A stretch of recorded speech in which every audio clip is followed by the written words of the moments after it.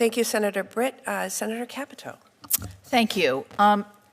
Acting Secretary, I want to ask about ESG because I mentioned that in my opening statement. So in 2022, the Employee Benefits Security Administration issued a final rule under ERISA that allows plan fiduciaries to consider climate change, environmental, social, and governance factors when making investment decisions.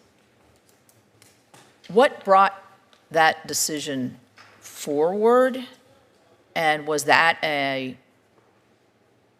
requirement from the president to have an all throughout every department consideration of climate change? Because as we look at, say, the Social Security Trust Fund, which a lot of people are going to be relying on for retirement, and also their retirement plans, in my view, the best way to keep our retirees as they move into their senior years in the best possible position is to have the maximum financial benefit accrue to their plans, regardless of, I could see if things were illegal, but if you're talking about a natural gas company or a coal company or somebody else who's really maximizing profits, this rule would, if that fiduciary takes this under consideration, would eliminate that as a possibility. So, Ranking Member, I very much appreciate both the question and the way in which you asked it, because I agree, and of course, it's best for retirees for their investments to give them the maximum financial benefit. Right. All of our work, our enforcement work, as well as our rulemaking is about that.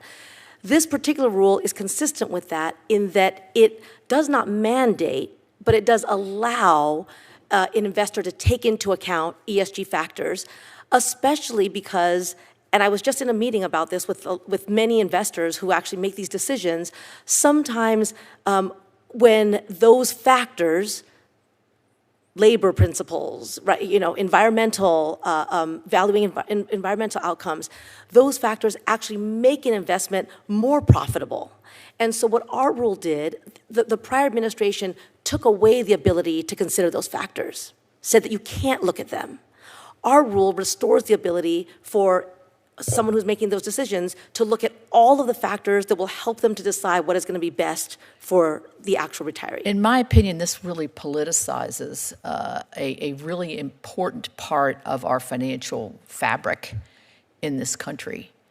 And I think that the pressures, you didn't answer the question as to whether the pressure to move forward with this rule came from the White House or from the financial institutions. Are you aware that there are a lot of ESG funds that have actually shuttered, closed down, because they're not generating the profits that they need?